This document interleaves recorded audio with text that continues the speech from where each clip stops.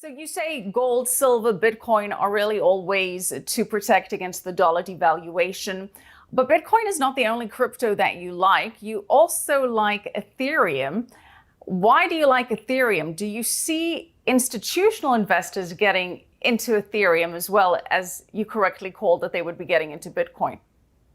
No, it's Michelle. I'm an old guy, Trump and I are the same age.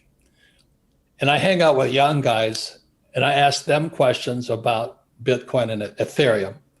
And there's so many different crypto. The reason I say Bitcoin is untested, because it is untested. It's only been around since about 2009 or something. So that's why I'm very cautious with it. The same as all the other altcoins. And I think altcoins are here to stay, but I don't know which one will survive. Remember, I know you're too young. When Amazon came out, so did pets.com. And people were buying pets.com and pets.com disappeared and Amazon became the behemoth of the world. So I didn't know anything about .com and I don't know anything about crypto. So I talked to the young guys who are in it every single day and they kind of filled me up. So they told me to buy. I interviewed this guy, Robert Breedlove. He's a CPA plus a finance guy from Wall Street and all this. And he is probably the most knowledgeable on Bitcoin in my personal experience. And he is the one who's saying it's 1.2 million. So of all the people, I trust him. Then I asked him, I said, what happens if somebody, like let's say you and I start our own coffee Bitcoin? He says, the beauty of Bitcoin is it adapts. So if this coffee Bitcoin starts kicking Bitcoin's butt, the Bitcoin will adapt. It's very similar to Amazon. Amazon adapted. It could morph. It could change as new .coms came online. It could absorb them.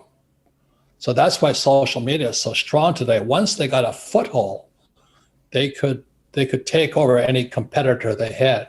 So the cryptocurrencies, everybody's into cryptocurrency. Every young guy's trying to start their own Bitcoin now.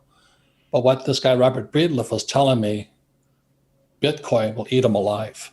So I don't know if that's true or not, but being an old guy, I got to trust the young guys. That's all I'm saying.